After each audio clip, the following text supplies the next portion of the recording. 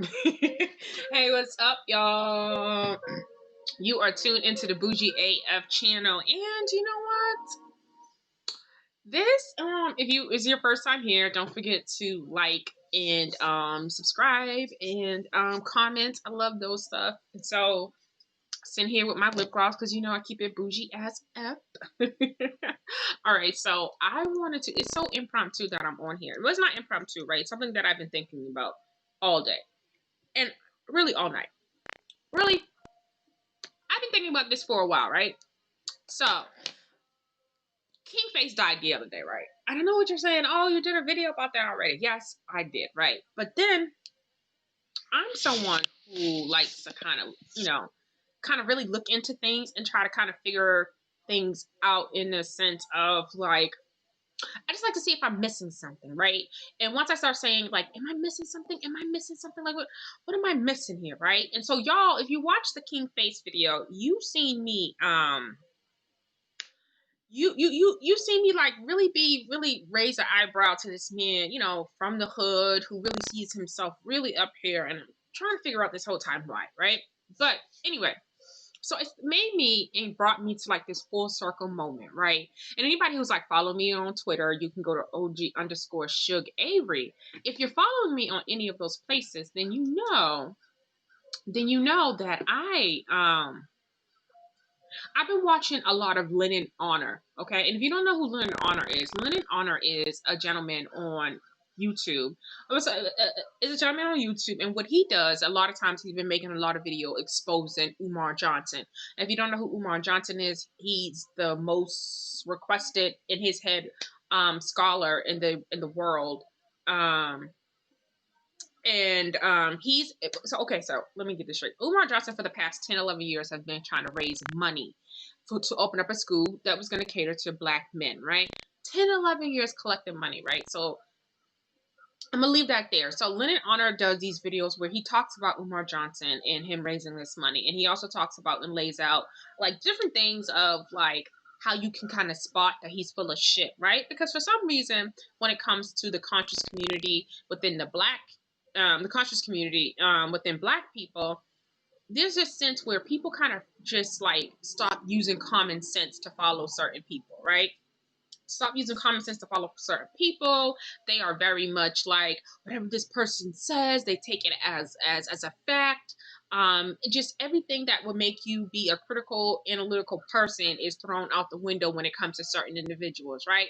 And so you have Leonard Honor, who spends a lot of time looking at Umar Johnson, so you can just look at certain things that he says and catch him up in his contradictions and in his hustle in general, like, because that's what I'm talking about. I'm talking about the art of hustle. Like, I'm talking about how do you hear the hustle when it's layered, when it's a whole bunch of words, and at the end of it, you're just like, you still said nothing, right? Like, you're still off the agenda. You're still off of what you're talking about, right? So I wanted to show y'all, like, just a little peek into my mind. Bear with me 1 second. Okay, so a little peek into my mind on like how I hear it, right? And why sometimes I will label something like, oh, that's a hustle, right? Because sometimes when you talk about especially about the African American community, and I don't think even it's specific, and I'm eating some sour Haribo gummy bears. I love these. I don't think it's black people specific when it comes to the hustle, right? When it comes to people trying to hustle people in terms of related to their trauma, right? So y'all know I study history, and I love going back and looking at things. So when I go back in history and I look at people like when nefarious people come into power or control, and it's usually at despair, like times of despair, like when people are at the lowest in their lives, right? And when I look at the Black conscious movement and I look at all the leaders in the Black conscious movement, I'm like, well, if you look at the black people in the black community in general, in whole, right? In 2020, we're looking at us, when we're looking at our community, we're in despair, right? We feel that way, right? We're being gunned down, we're being killed, we're not being protected. Look, we're looked at that way, right? So we are in despair, right? We're marching, we're like, all this is happening, right? So I started then, I turned that around, because history tells me when there's despair, there's charlatans. there are people who want to find their way in. They find their way to come up off of people, right? Because they understand the manipulation of, oh, they fear this so much, but at the same time, I can actually make money off their fear, right? That's a real thing. People make money off of people's fears all the time. But I'm talking about within a community that throws that common sense out to just, because of their fear, throws their common sense out to support people that necessarily aren't yielding any type of results, right? Right? I mean, I know a lot of people are going to be like, well, they're doing this, they're doing that. But I mean, results that are really real, right? That are real, make sense to what they're talking about, right? So the first person I'm looking at a local person in my neighborhood. I'm from Boston, Massachusetts. So, well, I'm from the 02186. I'm from Milton, right outside of Boston. But I've ran into this person before, and I've always, I might hear the hustle. I might hear the hustle. I might hear the con, but other people might not hear it, right? So at the same time, you gotta, mind your business and kind of lay low. And I used to say to my brother all the time, this don't sound right to me. I don't really support all of this, but again, not my fight, right? Not I don't want to say not my fight, but just wasn't enough there for me to engage or even care about, right? Because it wasn't meant for me. I felt like, because I wasn't from Boston and her rhetoric was for people from Boston, that I didn't feel like it was meant for me, so I totally ignored the shit, right?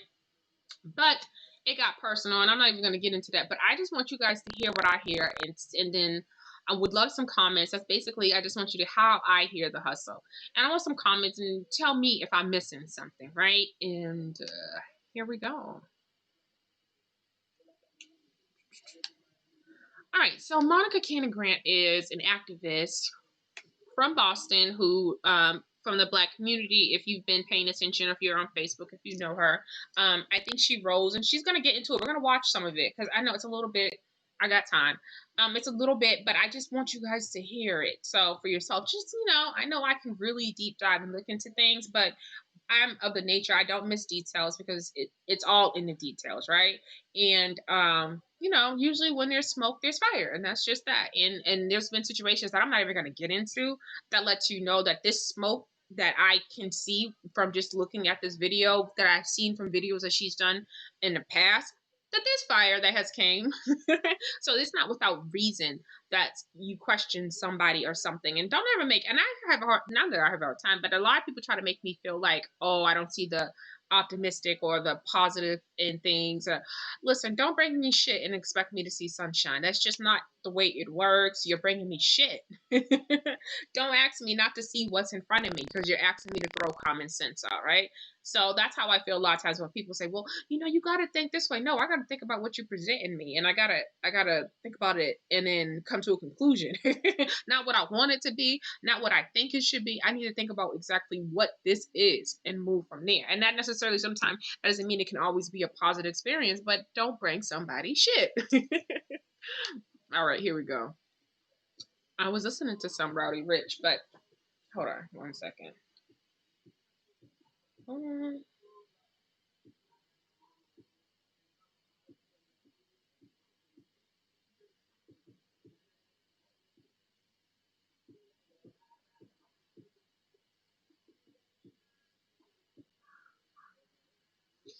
Okay. All right. So here we go. So here's the video. So Monica is an activist in Boston, and so what part of where she rose from was getting on live after violence would happen in the city. So if a crime or someone got shot, she would show up to the police scenes with her camera, kind of crying about it, really informing the public about what's going on. And admirable. I think a lot of times, and I'll be a 100% of what I will admit from being from Boston, that sometimes people here, our news will show a shooting, right? And then we hear nothing about it from that point on, right? I think there's certain occasions that they'll decide to do a little bit of follow-up, but it's not intense, it's not in depth. So at the time of a shooting and they report on the news, they don't tell you a name, and which I see they do that a lot in a lot of cities. But our city here in Boston, they spend maybe 5 minutes on Black issues, right? So, but I mean, we don't watch news like we used to anymore. And with social media and the fact that you do have people like a Monica Cannon who will go to the crime scene and she will, just bring it to you. love that. Everyone loves that, right? Because people, and not just everybody, but people really got to get a sense of the magnitude of the violence in the city. Because if you looked at the news, you wouldn't think that it's as violent as it is. That's 100% a fact. You wouldn't think it's as violent as it is, and how little bit of time they spend on it, they just brush by it. So if you're not from the city, you don't know. So I totally get needing somebody to be at the police scenes and really kind of, keeping an eye on everything and bringing the information back to people. Totally get that. That's totally dope, right? This is the problem. When you talk about violence in Boston, right? Let me read what she writes on her. Let me see if y'all see it. Right. So I'm reading this right here. I can make it a little bigger.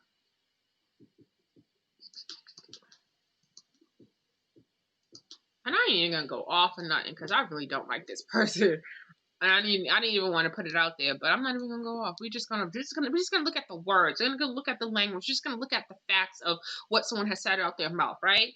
And this is factual information to me because now you get to look at somebody as they talk about what they've done and talk about what they're messaging, and you get to see some stuff, right? So here, because I've been said these. Here, you hear she writes, a regular mom living in the Roxbury neighborhood of Boston has her whole life changed when a young man puts a gun to her son's head, pulls the trigger, and nothing happens. This leads to a series of events that would eventually turn Monica into an activist for violence in Boston, whose mission is to put an end to gun violence in the city. Okay, that's what's up. That's an admirable mission statement of what an organization should be about. That's nonprofit that wants to stop violence in the city. That's most definitely a dope message, right? I am in my 30s, right? And as far as back as I remember, we've been marching and been in these streets talking about put the guns down, stop the violence. Like we've been doing that for years. I mean years. I mean back to when I did live in the hood. And my brother's best friend named Chris Rogers got killed. So I remember my mother did like this peace walk to raise money and stuff for him for his funeral and stuff. So for me, this has always been about what people have been doing, going out and protesting. If it wasn't a big march like she could put together, it was always small little individual marches. And it's still to this day candle lightings and stuff like that of that magnitude, right? So if you go, so we're going to look a little bit of her video, of her mission statement, because there's some things that I want you guys to listen to. And I'm going to stop it here and now so you can just hear what I hear. You're traumatizing kids. When we look at the violence that is plaguing kids, I see. They're poison or our own, maybe even individual.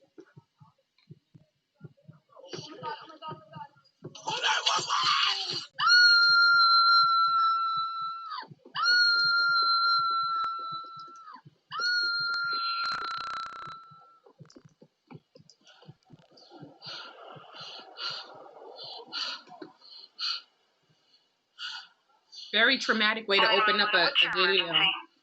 Your documentary.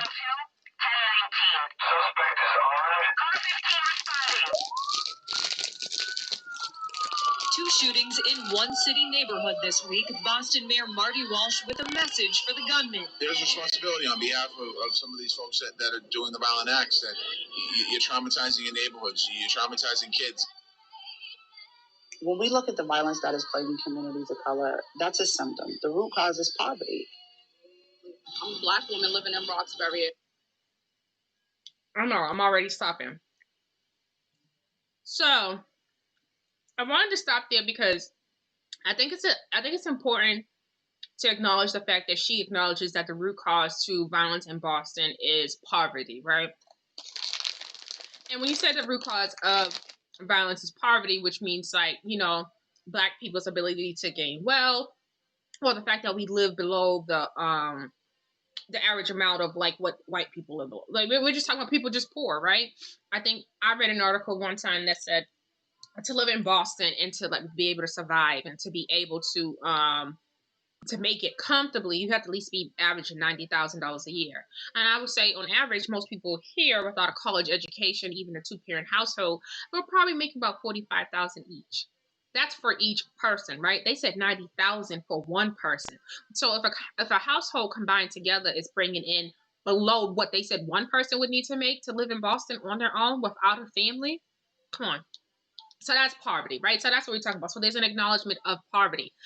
I say it's important that we sit and we think about that and we acknowledge that, because if you know it's poverty, help me to understand what your message is in your activism.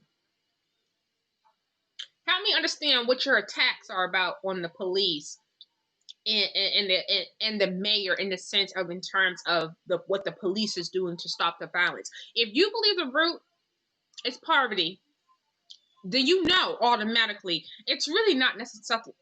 I'm gonna walk you to it though. I'm gonna walk you to it, because then you know what the problem is. But let's go ahead and keep on watching. And I don't have the privilege of, ignoring this problem. For many years, I feel like that they've ignored the problem, and ignoring a problem has never made it go away. And so I think it's an obligation morally, but more so as a community member, to stand up and resist it.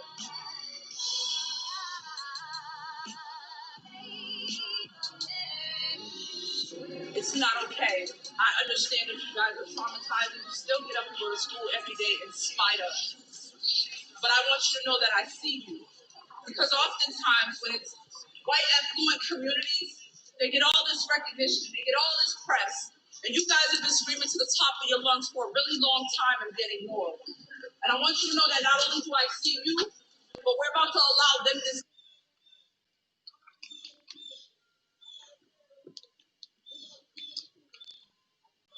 I'm sorry, it's freezing on y'all.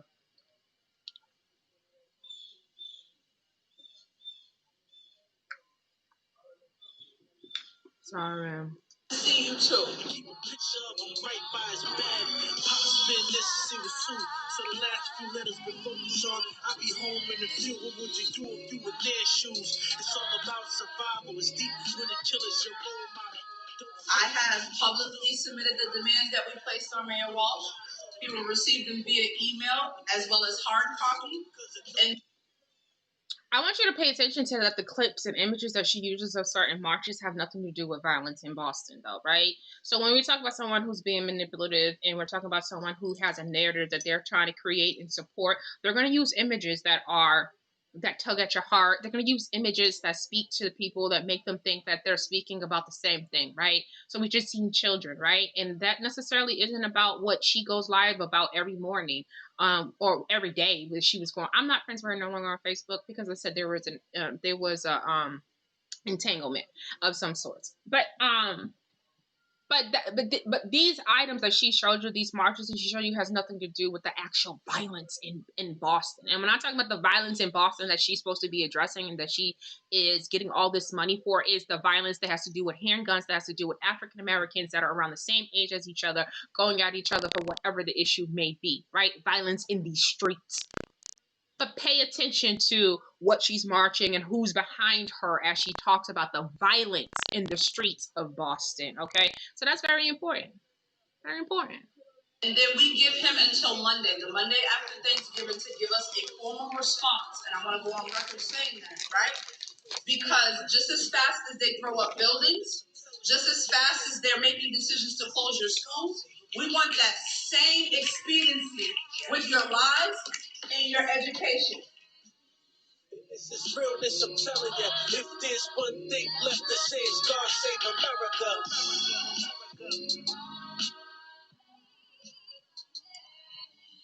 This is realness, I'm telling you. If there's one thing left to say, it's God save America. Phase 1.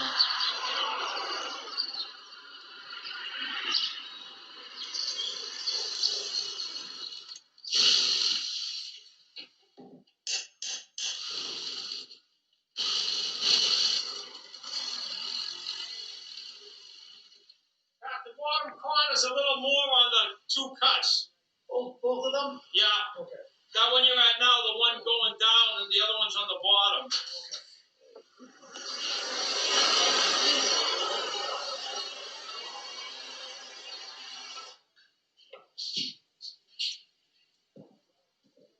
I don't want to pass by nothing, but I don't want to. I'm not trying to sit through all of This this. is the part I have to say out loud. As a Black woman, we're conditioned to lowball ourselves. We are conditioned to not ask for the things that we want and settle. And more specifically, myself, I grew up in a household where, because I was the oldest, I always settled in exchange for my little brother and sister to be able to have the things that they need. So I went into this meeting with the mindset of, oh my God, all the things on this list is too much. I'm just going to ask for a couple of things, and if he do those, I'll still be straight. But then I heard this voice that was like, yo, the only thing he can tell you is no. You never get an opportunity to sit in front of someone like the mayor and not ask for certain things. And so I ran through the whole list. He did not tell me no to anything. So just to give you guys a quick view of, I asked for help with the renovations because we need vinyl siding, we need sheetrock on the inside, and for the bathrooms to be done over. Okay, let me stop it here because they didn't do a good job of introducing what she was talking about. You went from seeing a construction site, but again, we're still talking about violence in Boston, right? The combat violence with the guns, right, in the streets. We're still talking about that, but somehow we're now talking about her building that she has got funded from the mayor, right? So now that's what we were talking about dealing with violence in Boston.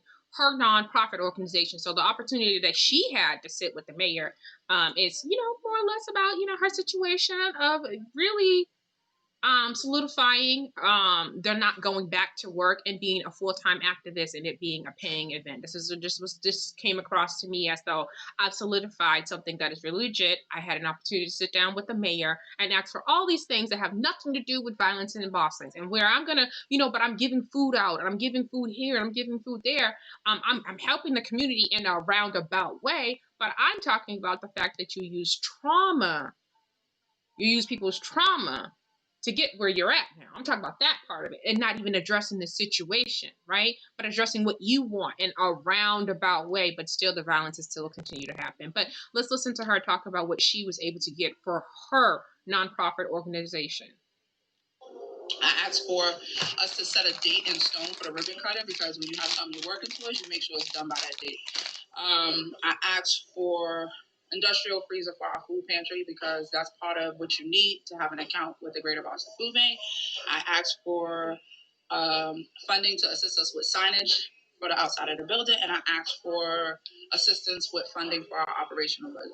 Everything he told me yes is just the path to getting to those things and the people who I should talk to. And he was great with giving us resources in that aspect.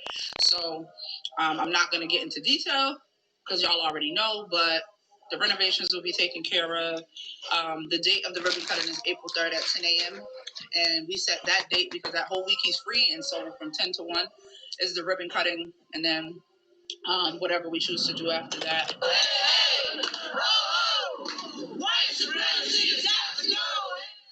As many as 40,000 people turned out Saturday, showing opposition to the expected message of the rally in a march. Again, I'm stepping in here because I'm a little bit confused on what you're raising money for, right? So when you're saying that we're out here working for violence in Boston, right?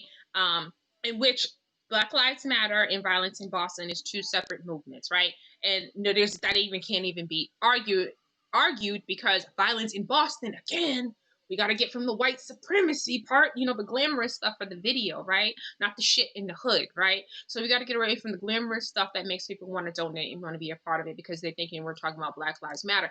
But again, every morning and every day when you get up and you build yourself up, it's always been about the violence in the streets.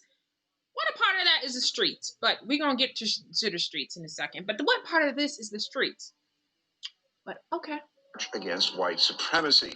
At the beginning of the march in Roxbury, organizers spoke out against the agendas of neo-Nazis and white supremacists, but also the mixed response to them from President Trump. First, I want to say thank you to everybody who came out today. This is amazing. This started with me going live on Facebook out of anger and frustration. And the next thing you know, in 6 hours, we had 2,000 people. And in 24 hours, we had 10,000. So give yourself a round of applause.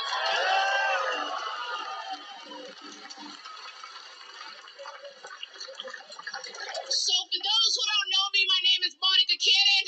I am the founder of Violence in Boston. Monica Cannon Grant just got married July 8th.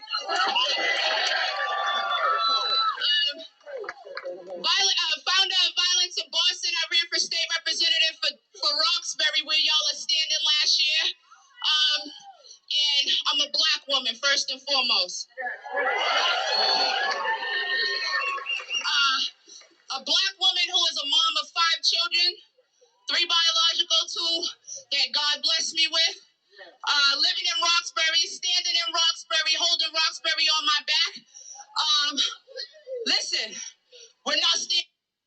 Yes, because all the trauma you have, we think it's a healthy situation. And the fact that a gun has been put up to your son's head, that we think it's a healthy situation, that you hold Roxbury on your back. We think that is in your best interest that you stay there and hold it on your back. Standing for it. I said it on the news. I meant what I said. And I say what I mean. We're not standing against white supremacy. We're not going to have it in our city. Not in Boston. Not in Roxbury. We're not having it. White supremacy again, but I thought this was violence in Boston. I am so freaking confused. I'm so confused. Somebody help me. I'm confused. Like, which one is it? I'm confused now. I want to fight the white supremacy, but again, this is violence in Boston. So where's the white supremacy group? And we want to send a clear message that you don't get to come in the city of Boston with your hatred. That's not what we stand for. That's not what we're made from.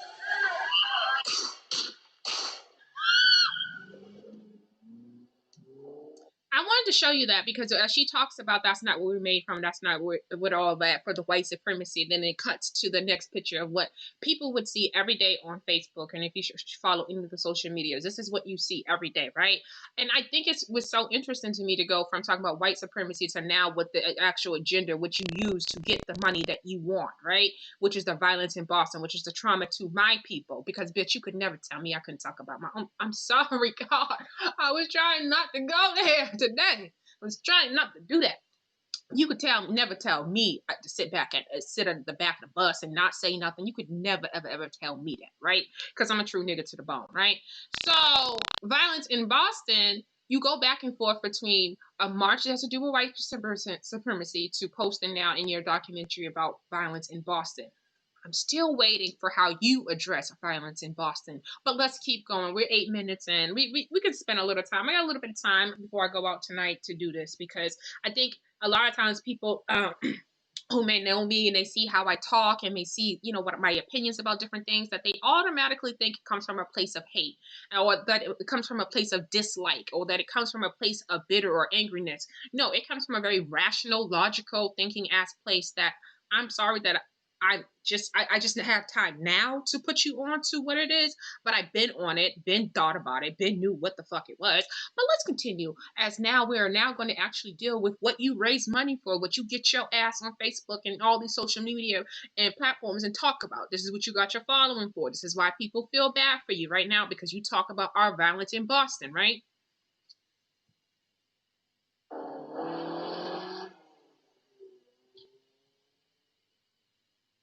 There was a shooting on a street called Fenno Street. And as a city councilor from that area, one of the things I prided myself in doing is I actively went to active crime scenes because I never wanted it to feel natural or normal that in our neighborhood, in our community, that people were getting shot. So I pulled up to Fenno Street, and this woman in... I don't know if I feel like I want to sit through this, but I'm tell you, Tito Jackson is a former city councilman from the district of Roxbury. I've done some fundraising where I would go and do his turkey giveaway. I also donated some time at his turkey deep fried cookout that he would have over the summer. So that's generally how I met Monica. And Tito's always been a nice guy, always been down and willing to help. I think I even did some phone bank calling one time for him. I did some phone bank because let me tell you something. People think they be known, but they don't really be knowing who you be and how you move when it comes to giving back and donating your time and what you want to do. But just keep them thinking they know you, right? So I really support him. He was running for mayor of Boston. I supported that too. So it seems to be a good guy. Very rational, very, very knows how to have a great conversation. And I'm someone who I support. So I'm not going to sit up here and do some Tito bash. I'm not going to do that. I don't know if she had on curlers, but she definitely had her hair wrap on. Started yelling at me. Oh, Mr. City Councilor, it's very nice to see you. It is very nice to meet you now that some people are getting shot in our neighborhood. Thank you very much, Mr. City Councilor, for showing up. I was like, okay. So this is not quite what I expected. Yeah, he's 100% right. She's very, I know you're not seeing it yet, but she's very much like that, right? She's very aggressive, very much telling you what you're not doing enough. Telling you don't have the right to say nothing because she's doing all of the work. And meanwhile, you're sitting back really fucking confused about all of what work are you doing? Are you jumping in front of bullets? Like, what are you doing? Are you doing de-escalation when niggas get together and they pull guns? Are you right there talking the motherfuckers down? Because again, the message is supposed to be violence in Boston. So I'm really confused on even what you do in terms of helping the actual violence in Boston. Violence in Boston. What do you actually do to help the actual violence in Boston, right? How many people, I don't see you in these group chats trying to calm this shit down. I don't see you talking about the shit that does lead to violence in the black community. No, your standpoint is always trying to attack the money so you can get the money and so you can do the siding and get the refrigeration for your building, child. But let's continue. And I stayed for the whole time until they found the suspect. And sadly, I want to say this probably happened 2 or 3 times. Another black person was killed last night. Okay, so these are the morning Facebook rants and shit that she would do to just like kind of engage people in their trauma about how they were feeling about the violence in Boston. I'll never sit up here saying that she doesn't have the trauma from the same experiences. But I do say it's manipulative because it doesn't say we're still trying to figure out what you do to help violence in Boston, and it's not talking to the prisoners and to the men locked up in prison. The actual violence that is happening. What part and how do you plan? How do you help that? How do you help prevent that? Like, and even with you attacking and going after, I'm sorry, I don't know why my nose is so itchy. Even with you attacking and going after the mayor, I'm still trying to figure out what is it that you want them to do about the violence in Boston when you know where the violence in Boston comes from, stems from, how it happens, and if you're from the project you're from and you know somebody from that project, you know what this shit is about. So I'm always coming back to what the fuck is you talking about when you keep on yelling at them folks about how to stop it? Because what's the plan? It's ridiculous.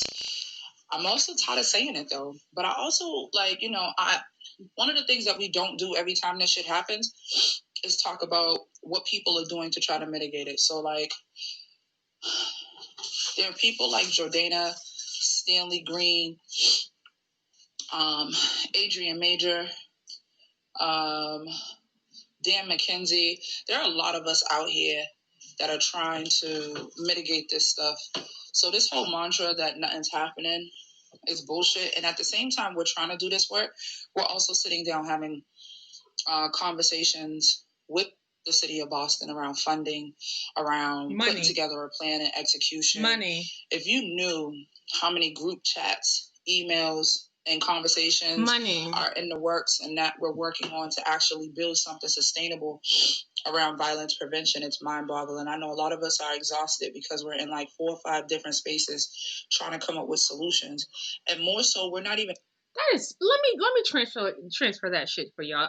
We at 4 or 5 different tables trying to get this money because I'm listening to the whole time. I'm waiting for the secret. Tell me what's the plan? How do you fix it? How do you stop it? I've been waiting for her to say that the whole entire time, and she has not said that one time. It's just this circle talk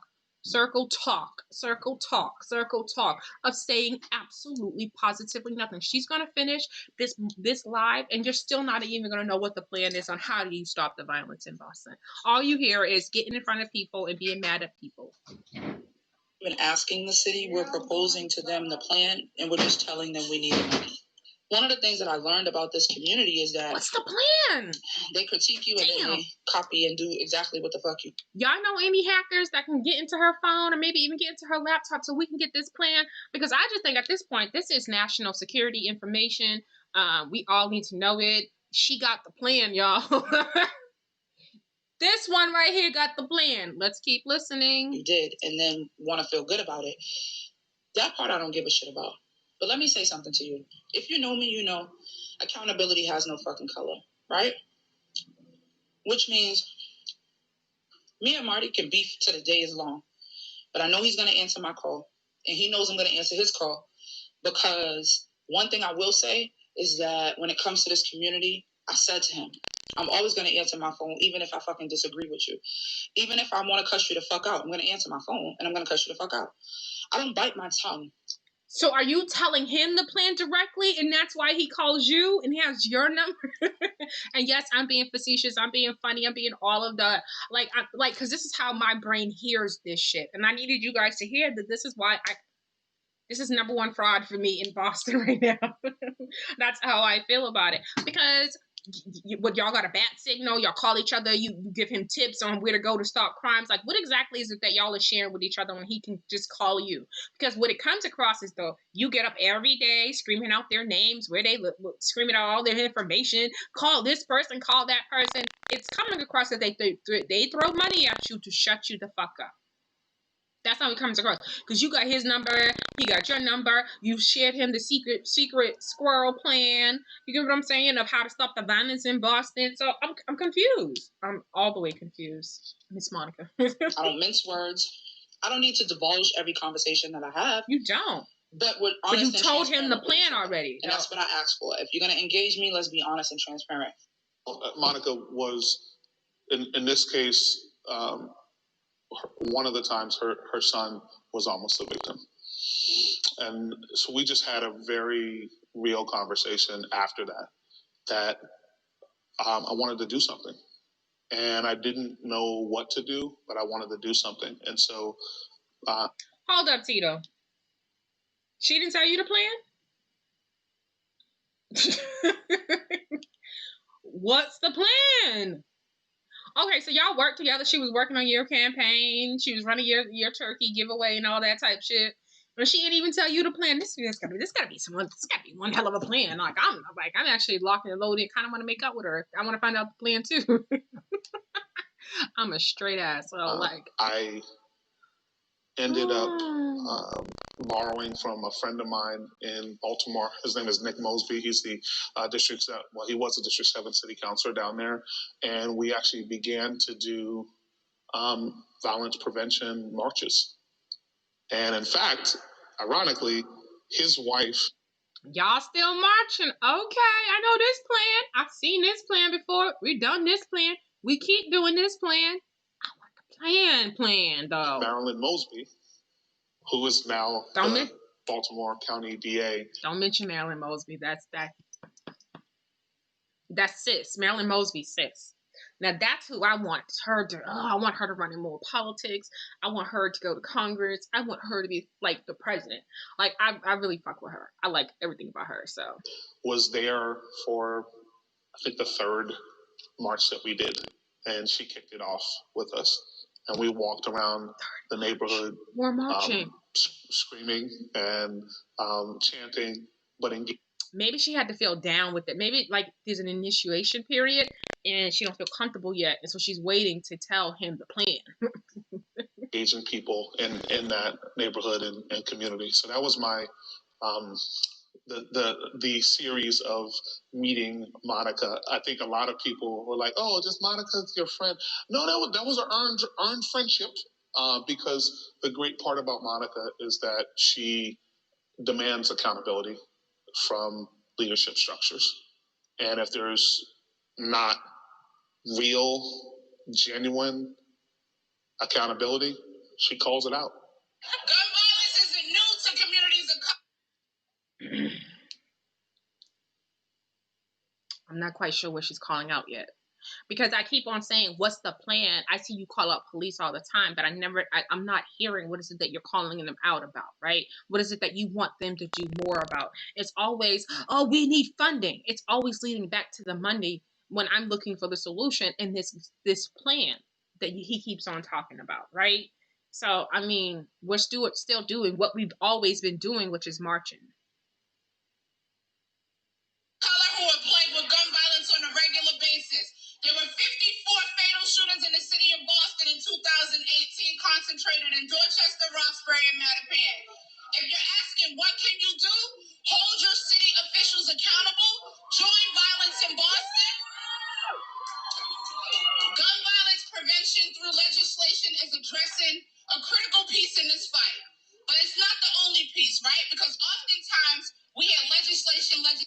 I meant to.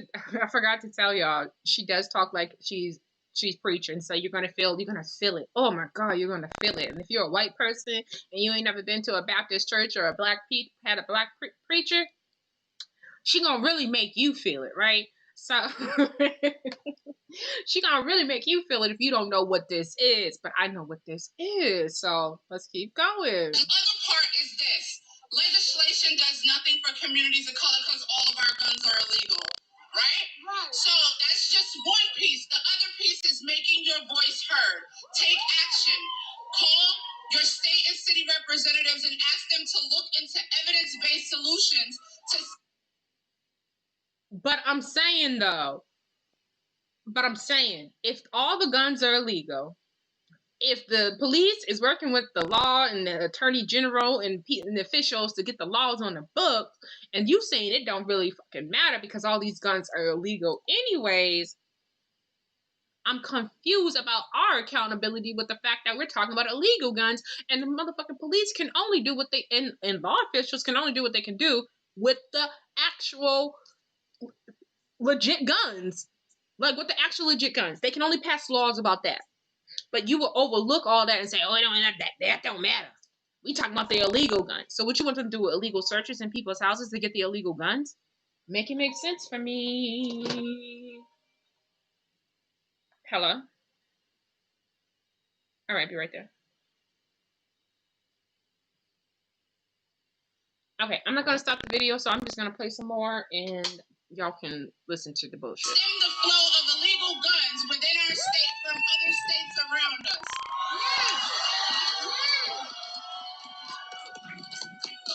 All gun violence is unacceptable. That means in Dorchester, Roxbury, Mattapan, Hyde Park, Alston, Brighton, all of it is unacceptable. But the tragedy of everyday gun violence that affects urban communities of color often goes unnoticed by the public at large. We need to change that narrative.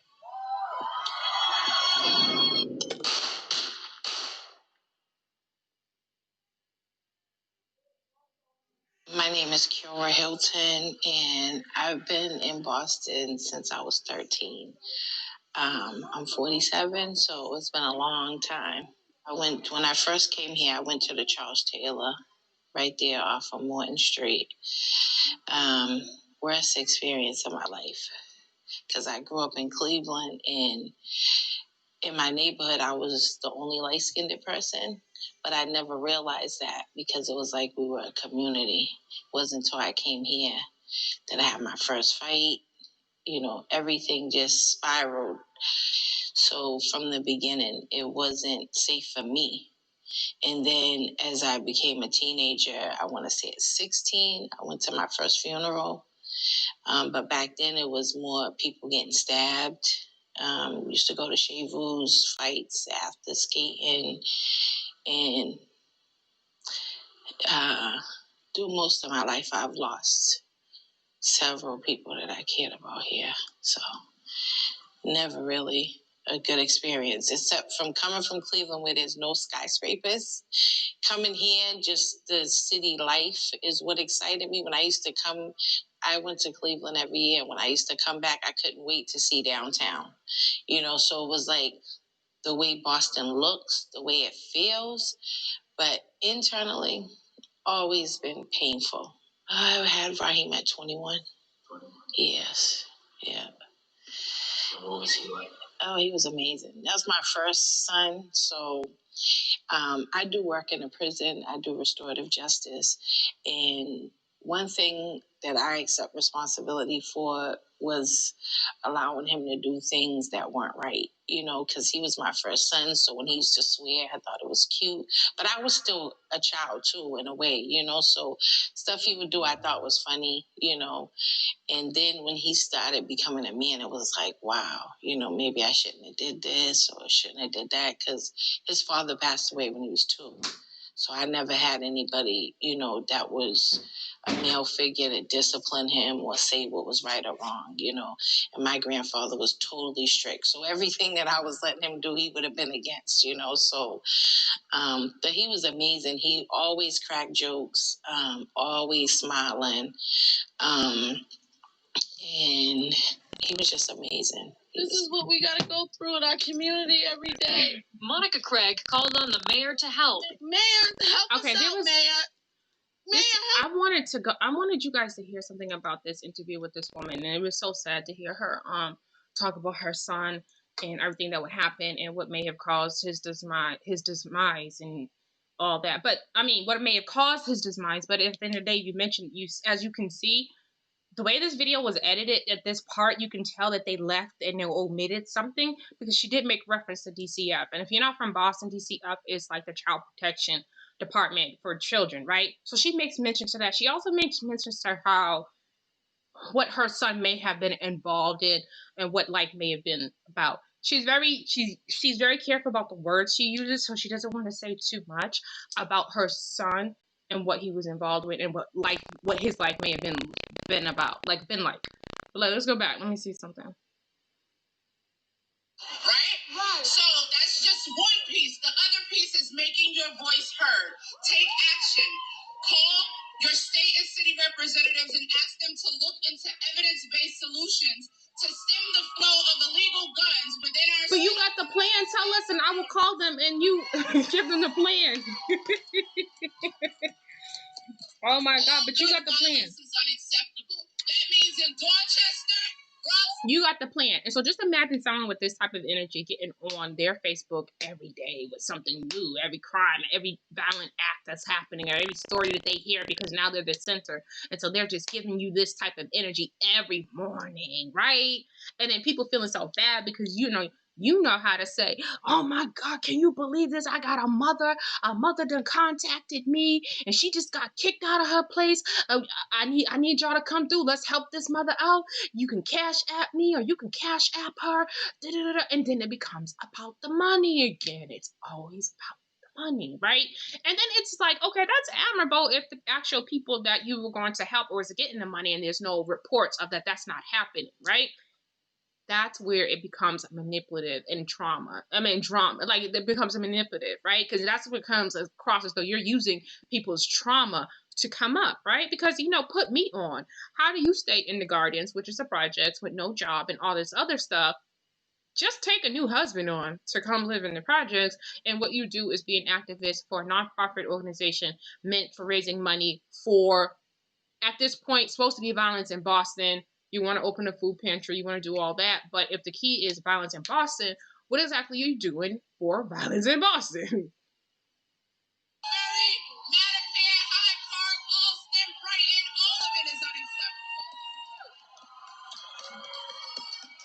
But the tragedy of everyday gun violence that affects urban communities of color often goes unnoticed by the public at large. We need to change that narrative.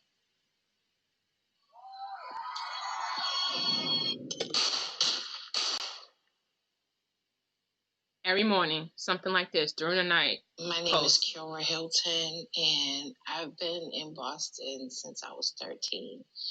I'm 47, so it's been a long time. But as you talk about taking the guns off the street and disregarding legislation that helps with taking the guns off the street at the same time, and then you switch to violence in Boston, which is, domestic violence, which is black on black violence, I still wait and hear how you're going to stop that. With saying get rid of, it's just with disregarding the laws that are meant to help it, because that's not good enough for you, because you're still holding on to the plan on how to stop the actual violence in Boston. When I first came here, I went to the Charles Taylor right there off of Morton Street. Worst experience of my life, because I grew up in Cleveland, and in my neighborhood, I was the only light-skinned person, but I never realized that because it was like we were a community. It wasn't until I came here that I had my first fight. Everything just spiraled. So basically, because she can't say it and I'll say it for her. One, she's 100% correct. A1 crabs in Boston, Massachusetts. So I'm not surprised that she didn't experience some shit until she moved here, because there's some shit in that city that is just, woo, there's some shit. But what she's trying to say is, I'm light skinned.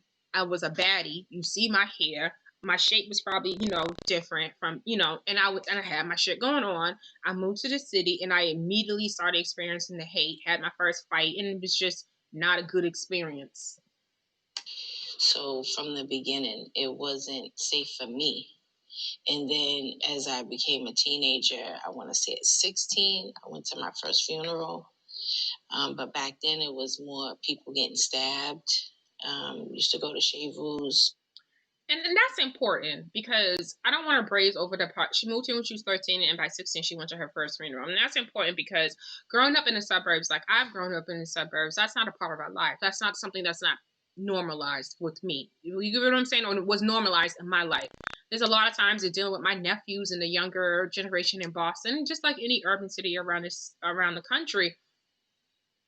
Death is something that is very, they're very familiar with it. Something that they've had to experience a lot with losing a lot of people. And for some people, that's just not life. And I think sometimes I even have to say this sometimes to my brother or people I know from the hood. You got to understand that not everyone shares that type of life experience and come to the table with that type of aggression or that type of hardness. You get what I'm saying? So you can't just assume because this was your reality that we all have had the same reality across the board. And that's no tea, no shade to say, oh, my life has been better than yours. But you can't assume that I look at life through your eyes when I have not experienced what you've experienced. So fights after skating and through most of my life, I've lost several people that I cared about here. So never really a good experience, except from coming from Cleveland where there's no skyscrapers. Coming here, just the city life is what excited me. When I used to come, I went to Cleveland every year. When I used to come back, I couldn't wait to see downtown. So it was like the way Boston looks, the way it feels, but internally, always been painful. I had Raheem at 21. Yes. Yeah. What was he like? Oh, he was amazing. That's my first son. So I do work in a prison. I do restorative justice. And one thing that I accept responsibility for was allowing him to do things that weren't right, because he was my first son. So when he used to swear, I thought it was cute. But I was still a child, too, in a way, so stuff he would do I thought was funny, And then when he started becoming a man, it was like, wow, maybe I shouldn't have did this or shouldn't have did that, because his father passed away when he was 2. So I never had anybody, that was a male figure. That part. And let me tell you something. This mother held her son down without saying what y'all know she's saying it right there. And I thought it was so manipulative of this interview. If you're violent in Boston, right? Why is she not talking about what her son may have been involved with that may have led to his death? Why are we going to sit up here and talk about his death as if though there's no reason that this may have happened? I don't say that there's a good reason. I would never, ever say there's a good reason. But why are we talking like it's just a random, act of violence? And she's sitting up here and saying, there's some mistakes and some things that I didn't do that I should have done that was done with me, with my grandfather, that I didn't do with my son. There's some behavior that I noticed that I was like, damn, I should have been a little tougher on that. And then when he became a man, there was some shit that I noticed then too. That's what I hear. But she doesn't ever go into it. But if your intentions is to stop the violence in Boston, right? Isn't that important? I'm serious. Isn't that important?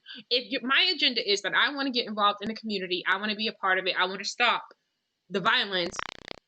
I'm going to want to try to understand why this happened and who it happened with. Because that's the work that needs to be done, right? That's the work. That's the work that needs to be done. Not you yelling every morning on Facebook, trying to intermingle things into screaming at the mayor and screaming at city officials so you can get more funding for the things that you want. But the real work is the conflict resolution. And I'm going to tie that in with another video that I'm going to do. because I did like that Candace and Kingface had a point.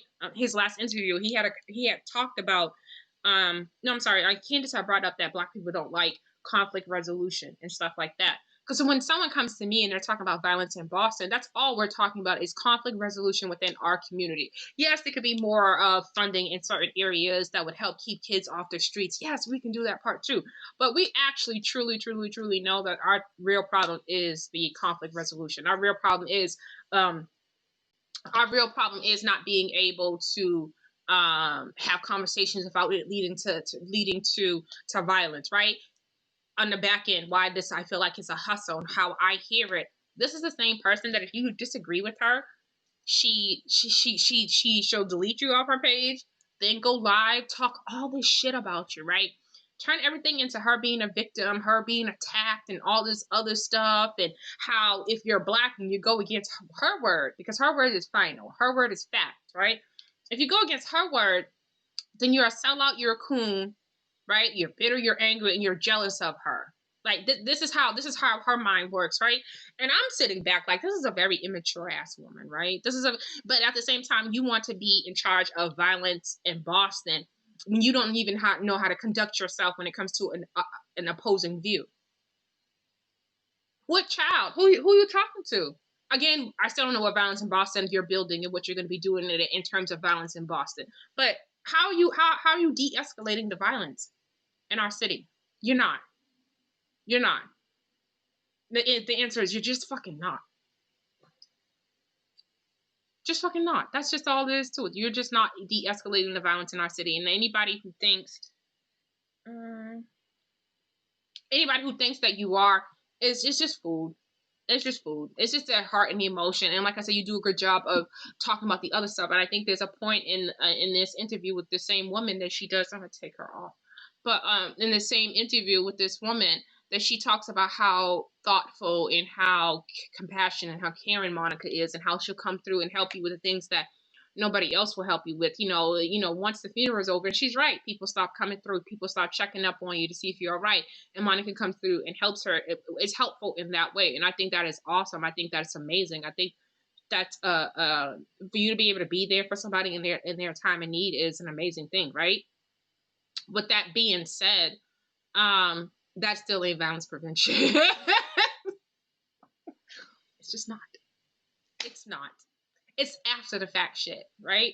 It's what the police do when they respond to a crime. It's why I said the police jobs really isn't crime prevention. They are paid to figure the crime out. What you want is somebody to stop something that you know that has more to do with what the interminglings of the streets, of people not getting along, the deeper conversation, the conversation people don't like to have. That true accountability that you know people say that you have when dealing with you, that you hold everybody else accountable, right? You have that, oh, everybody's accountable, you need to help my people, but you're not making your people accountable. And that's why your rhetoric and what you're talking about falls flat. Because again, as I sit here and I listen for the plan that you keep a secret, did you trademark it, copyright it, or any of those things? And that's maybe why we don't have this secret. Is that why we don't have this secret plan, hon? But that's why it will always be the hustle, because when your messaging and what you doing doesn't align and it's all over the place and you have behavior like this, and I'm going to show you some behavior that you're going to be like, no, that is not the same person. And it truly is the same person. Truly is the same person. I had a situation with her, and I'll be completely honest, where, and this is why to me it's the hustle. They discipline him. She had wrote on her Facebook one morning, and I had took her out of my notifications, or like to kind of, because you know how you can unfollow somebody but still be friends with somebody. I had did that, but it doesn't necessarily all the time keep them off your timeline or anything like that. So one morning I woke up and she's going on about her son. Now I graduated high school, you know, from them people at the 02186. And I remember when I graduated high school, I remember it like it was yesterday. It was a book for world civilization history. And I remember it was because she got married, so I don't remember her last name. But she was a chubby teacher. She taught history. But I remember I had that class 10th grade, right? So at some point in time, everybody know when you go to school, you go to high school, they assign you books, and they they keep the number. They number the books, and you're responsible for that book. If you don't take care of it, you got to pay for it. You got to pay for it, right? But schools aren't collection agencies, so they're not trying to collect on books every year. Kids leave schools, leave towns, all that shit happens, right? So, I don't even know what the process is if you leave school, if they make sure you have your books right. But anyway, I can just tell you how my high school did it. So senior year, when it came time to graduate high school, you have to get signed out from all the heads of the departments and stuff like that. And part of that is that they have a master sheet saying from all the teachers of any books that through your 4 years of school have not been turned in, you're going to be responsible for them or they're not going to sign you out. That's how it works, right? Everyone knows that day one of 9th grade. That's how this works. So one morning I wake up and here goes Monica. Oh my God, if it's not one thing, if it's not another, when it comes to these white people and the white men trying to keep these boys and keep these kids from graduating. I'm like, damn, who trying to keep the babies from graduating? Like, oh no, I'm ready to march. Like, what the fuck is going on? Who trying to keep her kids from graduating, right? And so I keep on reading and she just explaining what the situation is and what's going on. And so I just write. I remember writing back like I'm confused because this is something that always happens. I said, was he not aware of it? And da da da. She didn't like the pushback that made me the pushback. She didn't like the pushback. She didn't like the pushback. The pushback was not a part of her narrative. The pushback was logical. The pushback was like, girl, stop it. Like, stop it. Like, I see you this early morning on the hustle, on the crumb. I see you. Are you, like, what bills do? You get what I'm saying? Like, it was just weird. So we have a little bit exchange, a couple words back and forth, and I probably have the screenshots of it back and forth and stuff like that. I don't think nothing of it, but I know for sure I wrote, well, wouldn't this just be a great opportunity for you just to teach him a lesson about responsibility? Even if you have to pay for it and he has to pay you back, I'm not necessarily seeing how this is the white people trying to hold him down. Do you get what I'm saying? So it was just weird. It was just weird. But what I'm saying to you, it was like incidents like that she would always tie into her agenda of being able to ask for something, right? And that I was just like, yo, this has to stop. She deletes me, whatever, then goes on her Facebook, talk about, like I told you, I'm a hater, I'm all this stuff. I then start getting inboxes from people threatening me. Oh, I can't wait till she sees you. I can't wait till she runs up on you, blah, blah, blah, blah. And I'm like, oh, no, not the violence in Boston, lady. She's going to run up on me? That's my mind. Like, because, again, I already know that this is a sham, right? So I know she's a hood booger. So I know this, right? So what the inboxes I'm getting, it's pretty much on tote for who she is. So I know that. I know that what we see is just an act to get this money. Get this money. I know that. I want to show you the real Monica, though. I want to show y'all the real person. And so y'all can see why I say she's full of shit. Where it is. Here we go.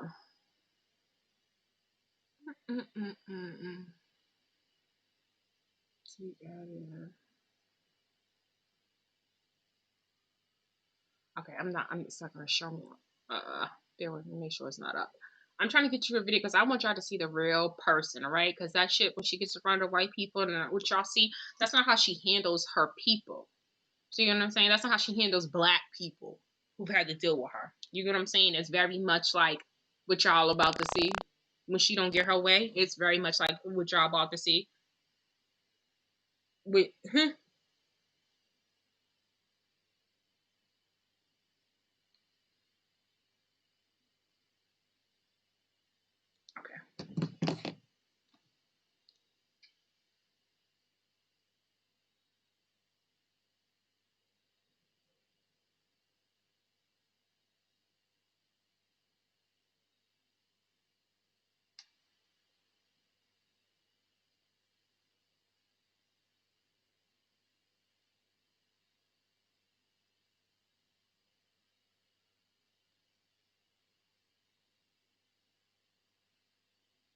I'm sorry, y'all.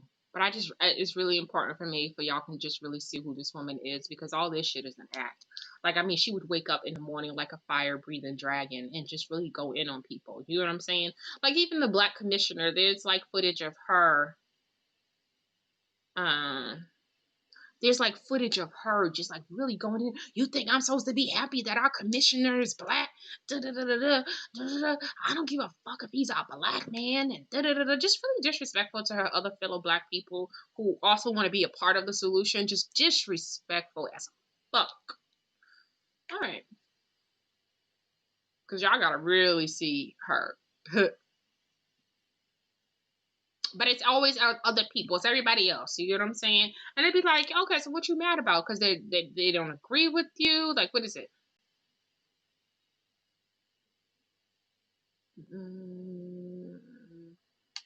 I'm going to tell you what I'm looking for. And that's not to say I'm like a big supporter of this YouTube channel and everything that they say. I'm just, you know, they got the clips and shit that I want to show y'all. I think this, you know, this YouTube person, I mean, maybe one day I'll have a conversation with them. There's some things that I've, you know, came after I was actually like called in on this show. So there's some things that came to my attention about some things that they've said. So this is the show I call in on, right? So please listen to that one. Turtle interviewed by Monica Cannon, Grant's arch nemesis.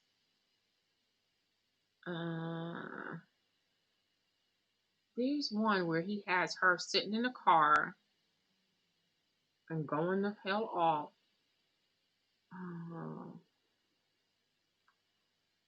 Is this it? Okay, maybe this is it. Fuck the police. Fuck the police. Fuck the police. Fuck the police. Y'all picked the right one.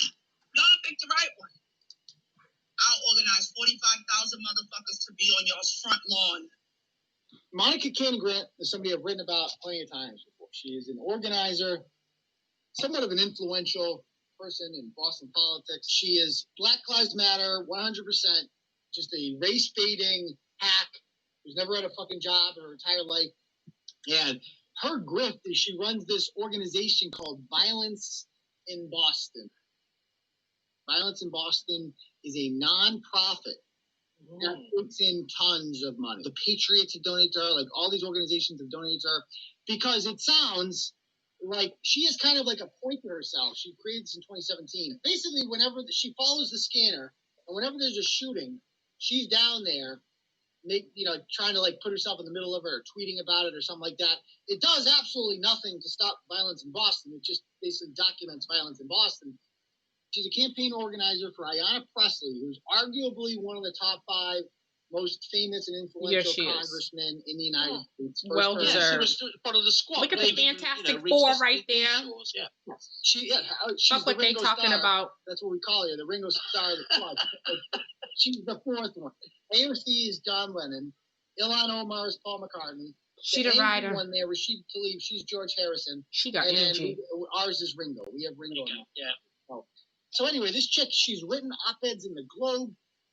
She's been kind of canonized as like the de facto leader of the Black Lives Matter movement in Boston. She held rallies in and around Boston. She held one in 2017 when allegedly the Klan was going to come here for a free speech rally, but then of course they didn't show up because it was all made up.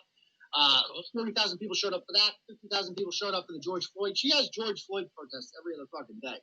She doesn't like Marty Walsh because Marty Walsh is a liberal, but he's not completely radical yet. Like he doesn't want to completely get rid of the police and shit like that. She basically bullied him into giving her a building, a 4,000 square foot building that she calls the Violence in Boston Inc. Social Impact Center, where she basically uses to have her fucking podcast. There was a huge grand opening, and all these dignitaries come down, city councilors, stuff like that. All these people for this. So they're treating her. She's not some fringe person. She's treated by high society as a respectable person who you would not be ashamed to be associated with. So anyway, Ayanna Pressley, who she campaigns for and is a campaign organizer for and good friend. And that's so weird to me that he just said that. As a challenger this time. That somebody that you want to be associated with, because like I probably have had opportunities, probably could have reached out and worked with her, and I felt the complete total opposite. Like that is somebody who I would never want to work with. Like, right. I remember the first time I met her. Well, I met her at the cookout, but then again, I think my second time meeting her, and I remember the first time we met her, we didn't see eye to eye, right? Because she was doing that, what you see, that huffing and puffing about the violence and shit, but not really saying nothing, just huffing and puffing. So whatever. I remember we had a little discussion there, and I remember we came to a good place where we just agreed to disagree and just really had a great conversation, and then we left it there. I then see her again at Tito Jackson's turkey giveaway that he does for Thanksgiving. So I'm there and I'm getting so when you're working the event, you're allowed to get a free turkey, but also if you ask them, they'll let you bring a turkey to somebody you may know, an older person who may not be able to get there, or somebody in your family, right? So I asked Tito for a second turkey, right? So I'm walking, I'm getting my second turkey, and here's Monica. Did you ask for that? Who told you could get that? Excuse me, like just like that. This is the problem I have with some females from Boston, females from the hood. I don't know who did it, and I know you've had to fight your whole entire life, and I know you're angry about having to fight your whole entire life, but you're going to meet bitches like me and women like me. I'm not going to say bitches. You're going to meet women like me who's going to have no time for her, who does not give a fuck about what you've been through, because we've all been through our own shit, right? So if you meet me with that type of aggression, and I just remember, like, girl, I asked Tito, like, because I'm not going to go back and forth. I'm not going to ask you shit. I don't know you. Your name is not the name that was on the shirt that I was volunteering for. So all this type of aggression, I'm not going to feed into that. I'm not going to cater to that shit. You need to keep that shit on my fucking face, you angry ass bird. And it's so funny because they'll say that I'm angry, but I'm not angry. I'm not an angry person. Like, I don't even meet people. I don't even interact with people or like on some angry shit, right? You got to be like a bitch like this. And I'm just like, no, I'm not dealing with that. And it's not even an angry. I'm an adult. I don't have to deal with nobody I don't want to deal with. So with that being said, I'm just going to fall back and just not, like, you get no energy, no nothing from me, because you have to fix what that is. And I don't have to cater to whatever the fuck that is and all that is going on within you. I tell people all the time, if your people's is crazy, you better put a fucking sticker on them or something like that so I know who they are. And obviously her name is Rayla Campbell. And Rayla is a young black woman, 37 years old, 3 children, lived in Randolph, right south of Boston, part of the district, and she's running against her. But she's conservative. Like, conservative black women are a rare find in this part of the world, baby. Facts. Yeah, I understand. Yeah. Right. So whenever... It is hard to be a conservative. You find more conservative black men than are women. It seems awful, to be perfectly honest with you. I mean, it's one, like, I can be conservative, right? Because I hate to say it, they expect nothing less from me. Like, it's expected, right? Like, the radical left views conservative as, like, not only just I disagree with you, but like, you're fucking twisted and fucked up and exactly. And you shouldn't even be breathing the same air as me. Like, they really hate you. They don't want you to. They view you as just evil. Like, you're subhuman. They expect nothing less from people like me because I'm a white guy who doesn't give a shit. I call people poopas last. You know what I mean? Like, I'm not afraid.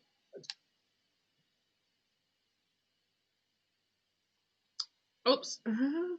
I agree with what he said about damn, I hope I can turn this around. No, damn. I agree with what he said about black conservative women and what they go through in this state, especially, and it'd be really well, no, it's black men and black women. Especially it's harsh with the black women because black women just feels like how do I turn this around? Okay, rotate. Transform it. Bear with me. Scale. Transform. Order. No. Disable. 14. I just seen that. I'm sorry, I'm trying to turn this around. I totally agree with him when he says retro, but no, transform. Okay, there we go. Okay, I guess I gotta rotate again. Rotate. Okay, I'm gonna do rotate.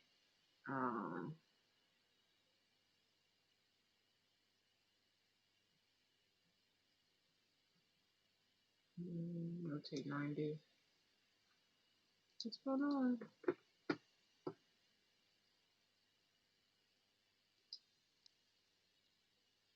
Getting activated. Okay, please do it. No.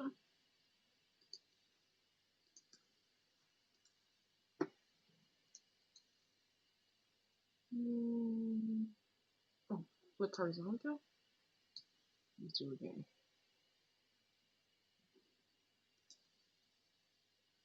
What the hell? I must have did something to fuck this up. But basically, what was he saying? Conservative women go through a lot because it's just this ownership when it comes to Black women, our thoughts, our opinions, our bodies, and all that. We don't own that, right? When you're in the Black community, we don't somehow, some way, you can't speak up and be different, right? You got to be crazy. You got to be different. Oh, nobody likes her. She's different. And part of what makes you different is that you just don't follow crowds. You just don't give a fuck to dumb shit and hearing dumb shit, and you correct the dumb shit. And when you're not from a certain place, it's easy for you to be the outcast on that. I don't give a fuck. I was never trying to be like an in person because that would require hitting you up, trying to chill, be down, all that shit. And I don't remember me ever trying to do that. So it never fazed me, or someone trying to say, "Oh, you're an outsider," or any of that shit. I am never fazed by that shit at all. Like, yeah, I don't want to be down. Like, I'm not obsessed with trying to be cool with the wrong. Who wants to be cool with wrong ass people? I don't. I want to fix this. Full screen. What part of it? No. Reset, transform. Okay, good. Oh, learn something new. Oh no! Where is it at? Where is it at? Okay. I'm having all types of trouble, y'all. Bear with me. Still learning all of this, but I have time. A channel is not built with one video. You know what I mean? I know some people like to think that, would like me to think that, like me to feel like I'm feeling rejected or feeling like I don't have a space. Or like it's not built. Rome wasn't built overnight, babies. It wasn't. It just wasn't. You know what I mean? Anyway. Here he goes. To be labeled by whatever, you call me as. And that's the other thing. It'd be like the worst of the worst from your community trying to label you something. And it'd be like, you's a whole clown. Like in real life and outside of your neighborhood and your friends, you're a whole menace to society. You're a whole reject. You're a whole, all of like anything negative or whatever labeling. You're a whole that. And like, who cares about what you and your friends, that section has to think, because in reality, society looks down on you.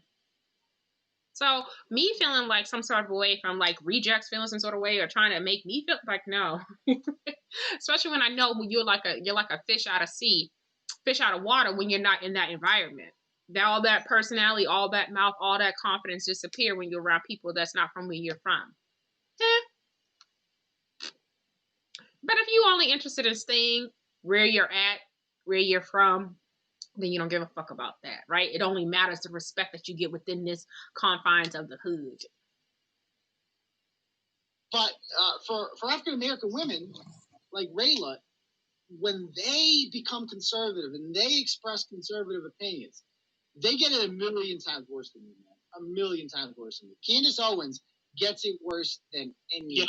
Or Jason Whitlock or these people, because they're viewed as like race traitors. Race traitors. That's David Harris is the other guy that's. David Harris is a good one, and they are viewed with such disdain by the quote unquote Black community for having the audacity to think for themselves. Oh, here we go. This is what I want. Get your fucking hands off. And then there's Heifer running against Ayanna Pressley. This one here with the white husband. She got a white husband, so that's something else. What the fuck does that mean? At some point, we're going to have a conversation with Black folks who get in a relationship with white folks and then forget that they Black. All right, time out. Imagine saying that the other way around. Just imagine. I love if a white person said that the other way around. What would the backlash be like? I think we know exactly what that would be. I think we do. Yeah. The left, the social justice warriors of the world, they love to say, we need to have a conversation, y'all. That's like their favorite thing to say. Hard conversations. They've been saying to you, and I don't know if you know, like, we've had the conversation several times. We've had lots of conversations about this. We converse about racial issues pretty much on a daily basis in this country. The most common topic of discussion. But no matter how many times you talk about it, it's always the same thing. We need to have a conversation, y'all, about. So now the conversation needs to be about black women or black men who intermarry. This is a big no-no. She does not like interracial relationships. Now, in South Africa, 30 years ago, that was called apartheid, and you weren't allowed to do it, and the world hated South Africa for it. Yeah. Interracial marriages, it was the biggest bugbear. There were economic sanctions, there were sporting sanctions, because South Africa said black people and white people couldn't marry. Because it was outrageous. Yeah. And now why is she getting a pass on saying exactly the same? And exactly. And that's why it becomes, that's why she comes across as ill-equipped for what she's doing. At no point in time as being black in America should you, hold on one second.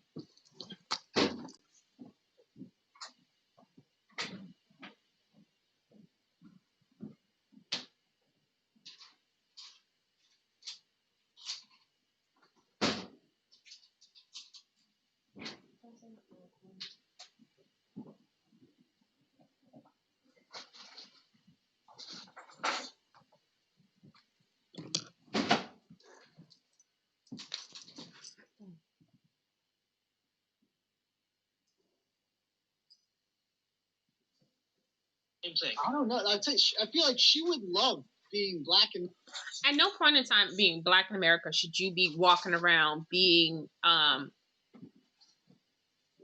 intolerant of white people and talk in a way that seems kind of like defeating the purpose of what you should be about, which should be inclusion, should be about us living and getting along together. And the preference on what someone takes up as their husband, that's really none of your business, and it has nothing to do with their blackness. And again, who appointed you as the protector of blackness? Like, who gave you that? I'm confused. Mississippi in 1955. It's back in South Africa in 1985. You want to tell people who are black and they're not black enough, and then how about if someone looked at you as from the other side of the black boat and just be like, oh gosh, no. Like, come on, like, it doesn't make sense. Make it make sense on why it's okay for you to behave and say the things that we're about to see that you say. Yeah, like, that seems preferable than being black in Boston in 2020 to her. I don't know, because she does not like the race mixing very much. How dare. So she's going to go on. She's going to expand and explain why she doesn't like the race mixing. Okay. We're going to have that conversation. And I know it's going to fuck with y'all nerves. It's going to be uncomfortable. But we're going to have that conversation, because if white vagina and white penises jeopardize your melanin, then we need you to sit in the back of the classroom, and this ain't your part of the show, and you don't get to talk right now. Until you practice some self-love, know your history, and realize where the fuck you came from, this ain't your part of the show. We need you to sit in the back. I need all the people that understand what it is to wake up black, regardless of how many educated gang symbols you have at the end of your name, regardless of how close.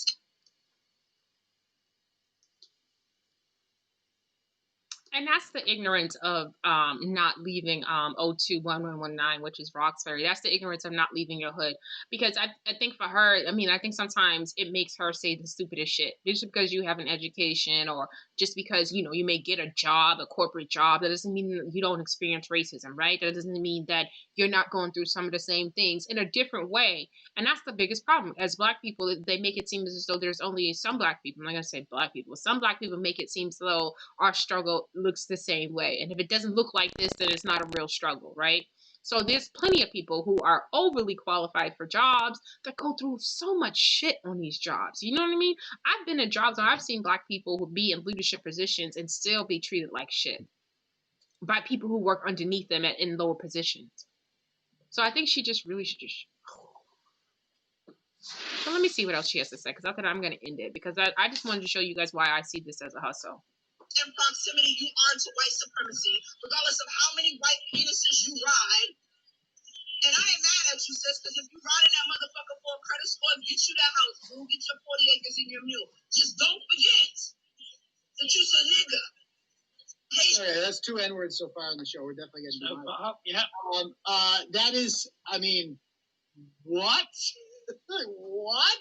So, first of all, Rayla seems like a very respectable woman. And her husband is white. And I love, one of the most underrated racist parts about this video, David. Yeah, that's the marker I was expecting. Yes, God, get money. What you saying, huh? Get money. That was the one I was expecting. That's her. That's her. You believe in that? I'm just gonna be completely honest. You believe in that? We still don't know the plan. I'm tired of being cheeky. We still don't know the plan, so I'm gonna get up off this. And when y'all see, if y'all can go back and y'all see where all the videos are, and if she does say the plan at some point in time, let us know how we're gonna end the violence in Boston. Then let me know, because I want to be a part of the plan, and not a part of blaming people for something that we don't even know how the violence is started. You won't address that part of it, but whatever, girl. OG_Suge Avery on Instagram and Twitter. Y'all be blessed, y'all be black. And y'all, we keep it bougie and posh over here, and I'm out.